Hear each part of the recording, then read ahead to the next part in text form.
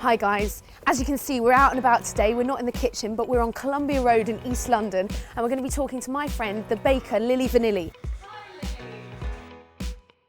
I've come to ask you to help me spruce up my cakes because I'm not the best baker and I'm just looking for something really simple that I can do to make a spectacular birthday or celebration cake. So what have you got for me today, Lily? So we're making a miniature tiered cake and we're just going to coat that with chocolate shards. It's a very simple technique and I'm going to show you a cheat that you can use as a home baker. Fantastic. So this is, I've done just a few very simple Victoria sponge layers.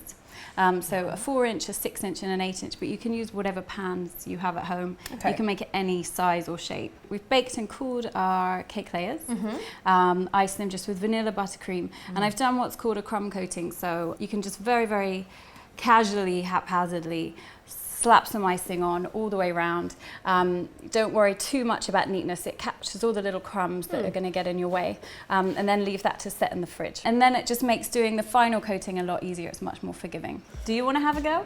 Or yeah, okay, yeah. Okay, I'll show you what the technique I use. I use a piping bag to get the icing onto your cake. You don't have to. You could use a spoon or something else, but I just pipe from the top down.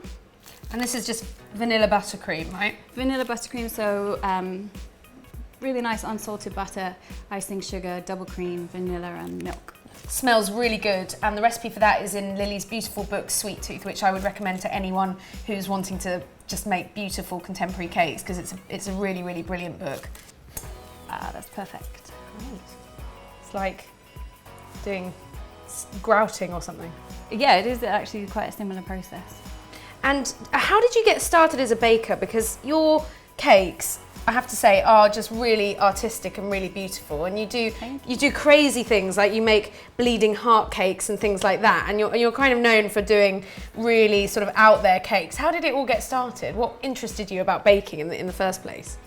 Well, I'm a self-taught baker. I'm really just a glorified home baker. So I've never worked in a professional kitchen, but I was just very interested in baking, and I learned from books and YouTube and practice. But I think that's what's cool about being self-taught, is that from the minute you're interested in a subject, you can take your education in so many different directions from the word go. So the minute I was making a basic sponge, then you can learn about isomalts and armatures and a little bit of chocolate and whatever it is that captures your interest.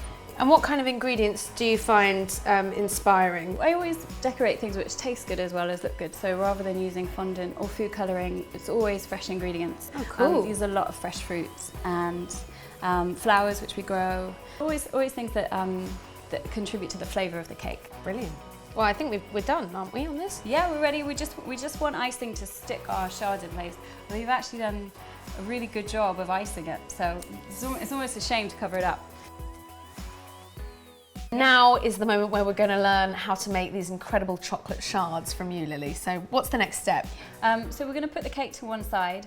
At this point, you should put a baking tray or any kind of thin metal sheet into your freezer. You're going to use a bain-marie to melt the chocolate first, which is the method that I prefer, which is just a metal or glass bowl set over a saucepan with about 1 inch of boiling water on a medium temperature, and you have to be sure that the bottom of the bowl isn't touching the water, so it's just heated by the steam that's coming off of it. So if you want to put these in the bain-marie. And what kind of chocolate are we using? It's sort of dark? Yeah, this is dark chocolate. You can use the same technique for white or milk chocolate, depending on how you want to decorate your cake. And I would just say choose the best chocolate that you can afford, and anything with 70% or more cocoa solids. Okay, great. So that's going in this bowl? That's going in there. And then we're just going to melt that very slowly and gently. Okay, it looks like this is nearly ready, so there's some still whole. Should we take it off the heat? Yeah, I think so. You've done it about till the chocolate's melted about 3/4 of the way, and then take it off the heat. One of the most important tips I can give you for using a bain-marie is when you remove it from the steam, make sure that you develop the habit of just straight away drying that down. If you drip any water into your melted chocolate, then it will seize and you'll have to start again. Oh, really? So if you can learn that habit, then you'll save yourself a lot of trouble. Always wipe your bottom once. It's a good way to remember it. When you're stirring to melt in the rest of the chocolate, try not to beat any air into there, or you have little air bubbles. Okay. So if you, have a go. If you stir it just kind of below the surface, and you just keep stirring that until it's completely melted, and you see it looks nice and glossy. Look at that.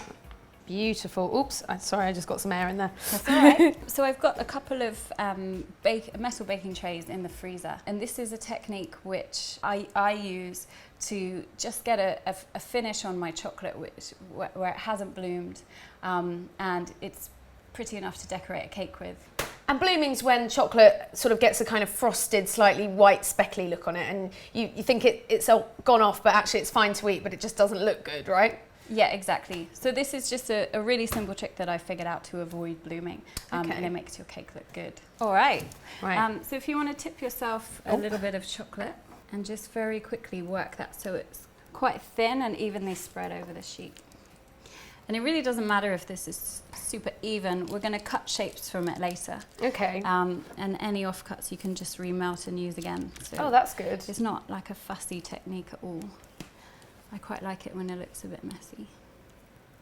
So while this is setting, you can scatter this with whatever you like. Oh, really? So some salt or edible flowers, nuts, sesame seeds, which makes it look good and taste good as well. So it's sort of like a chocolate bark. Oh, lovely. Okay, so that's all done. You can see it's not perfectly smooth, but this is actually how I like it. We're just going to put that back into the fridge this time for a little while, just to let that set firm because it's quite warm in here today. So we've pulled these out of the fridge, and you just leave them in there for as long as it takes for them to set. To set and go hard. And really there's no rules about how you cut these. You can cut them into triangles, you can cut them into completely uneven shapes or into nice even blocks, depending really on what your I'm just going to do that. is. I also made an extra sheet just using just a few little violas and things from the garden. So let's just see roughly. I want it to go a little bit over. A bit higher than the cake itself. Yeah, just a little bit over the lip of that tier. Do you want to have a go? Yeah. Just however you like, really. If you put those on, I'll cut these up. Okay, great. Maybe we'll do one floral tier at the top. Oh, lovely. And also at this stage, if your icing has hardened up a little bit, you can just pipe or spread a little bit more on there. Just stick it on. I kind of think this is a nice cake to make at home because there's really no rules. The rules are there are no rules. There's no rules. Whatever looks good.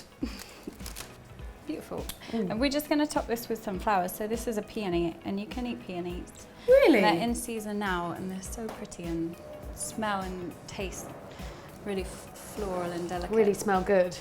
But obviously, I mean, if you're decorating a cake, you can use fresh flowers to decorate, and you don't necessarily have to eat them.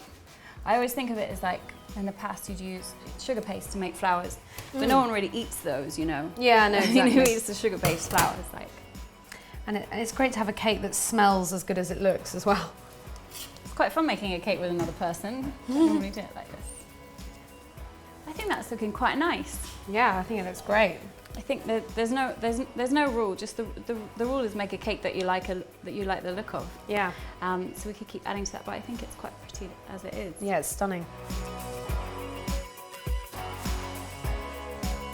Well, Lily, thanks so much for having us and for showing us how to make beautiful chocolate shards and decorate a cake to look so stunning. I hope you liked it at home, and go and have a go and let us know how you got on. And please subscribe if you liked it.